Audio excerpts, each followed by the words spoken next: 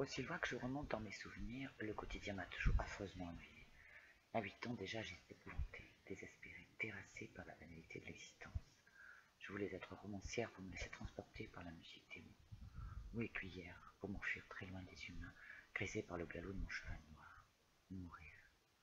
On m'a longuement expliqué que c'était impossible, qu'il ne fallait pas rêver, que la couleur de la vie c'est le gris, que je m'habituerais, qu'il fallait que je m'habitue, qu'il y avait des normes à respecter, des choses à faire et d'autres à ne pas faire.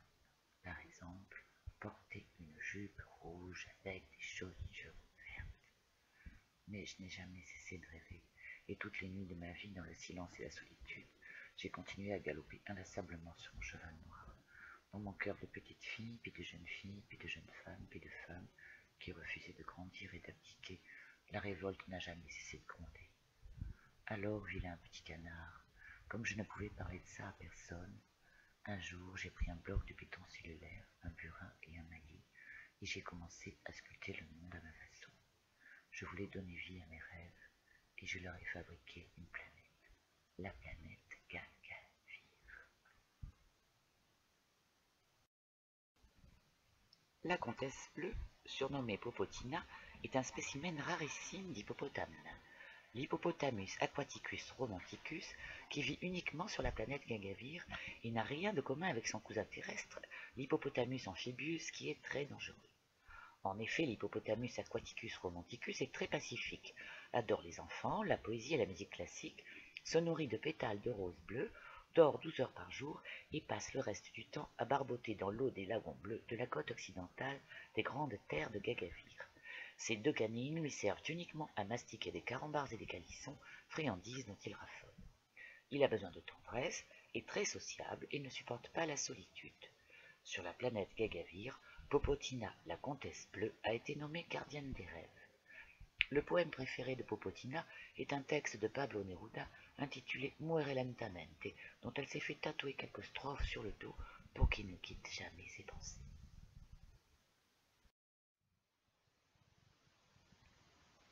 Il faut laisser la main suivre librement le chemin tracé par le cœur, celui qui mène au jardin secret.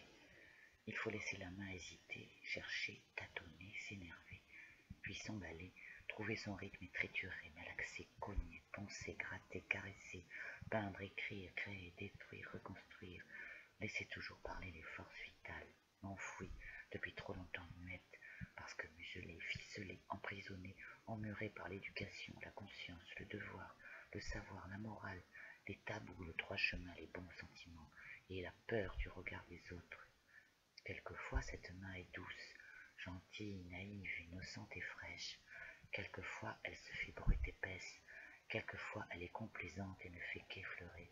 Quelquefois elle cherche la quintessence et croit trouver, mais au fond ne trouve rien, parce que la recherche est sans fin, le but inconnu, la lumière sans cesse recule, l'évidence se dérobe, et les quelques vérités qu'on croyait tenir au bout de la laisse s'effondrent en un instant.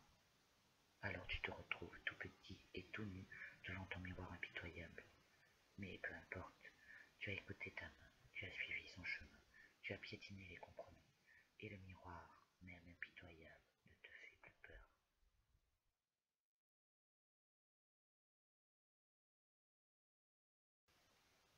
Il était une fois une petite planète nommée Gagavir, tout là-haut dans le ciel étoilé, perdue dans la constellation d'Orion entre Bételgeuse et Bellatrix, une planète si minuscule et si bien cachée qu'aucun télescope n'a jamais pu la repérer.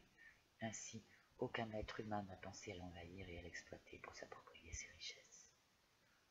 C'est une planète tellement tranquille qu'il est inutile d'y exercer une quelconque autorité, bien qu'elle soit structurée comme notre Terre, parce qu'on ne sait jamais. Il vaut mieux se méfier des éventuelles brebis galeuses.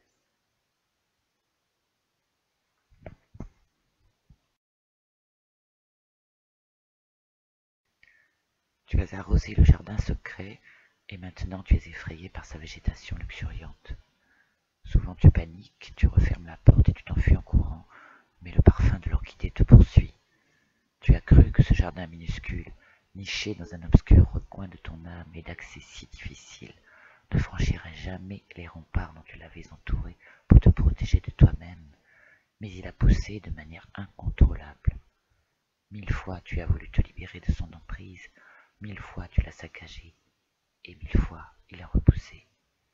Car l'orchidée qui vit au fond de toi, au fond de moi, cachée sous le tas de fumier de nos trahisons, de nos lâchetés, de nos peurs, de nos hésitations, de nos mensonges, de nos errances, de nos compromis et de nos vices, est indestructible. Elle se dresse, tête haute, et sa fleur arrogante nous déchire la conscience.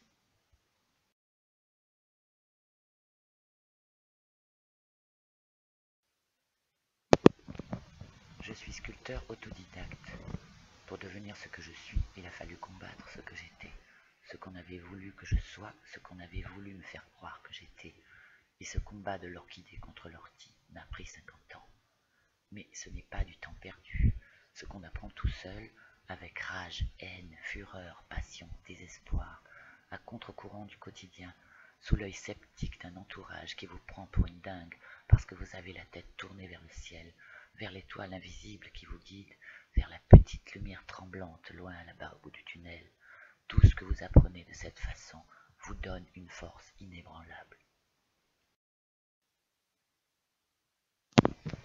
D'abord parce que vous êtes parti travailler le matin, pendant des années, la mort dans l'âme, terrassé par l'ennui, avec la certitude de faire fausse route et de perdre votre temps, votre vie, votre énergie, la certitude d'avoir été mise par erreur dans la peau de quelqu'un d'autre, parce que vous avez mal et que vous ne montrez rien, parce que votre estomac se noue de plus en plus, parce que votre douleur est telle qu'un jour la mort vous semble la seule issue possible.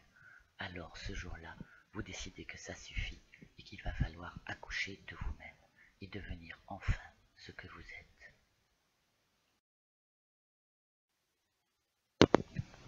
Et puis parce que vous avez pleuré de désespoir sur un morceau de pierre qui casse ou sur un bout d'argile qui se dérobe et que vous ne savez pas comment maîtriser, parce que vous avez haï votre ignorance, parce que vous avez passé des nuits blanches à vous creuser la tête pour essayer de comprendre ce qui ensuite vous paraît si simple, parce que vous vous êtes 100 fois cassé les dents sur la technique alors que votre cervelle est bouillonnante d'idées, parce que vous avez 100 fois porté votre travail à la décharge publique. Pour toutes ces raisons, chaque pas en avant vous procure une immense joie, et de défaite en victoire et de victoire en défaite, petit à petit vous commencez à monter la pente. Et même si le sommet en est inaccessible, ça n'a aucune importance. Ce qui compte, c'est la volonté d'escalade. Parce que seule cette quête insatiable, quel que soit le nom qu'on lui donne ou le visage qu'on lui prête, nous donne une raison d'exister. Elle est notre seule dignité. Quand un gagavirien souffre, il ne prend pas d'antidépresseur, non. Il va vite voir Dame Tortue, la gardienne du bonheur. La lente, gentille et douce tortue se contente de le regarder en souriant, sans parler, et aussitôt notre gagavirien est rassuré, sans savoir pourquoi. La douleur qui serrait son cœur disparaît, une onde de paix envahit son cerveau, il se sent brusquement tout mou et tout détendu, et il repart serein.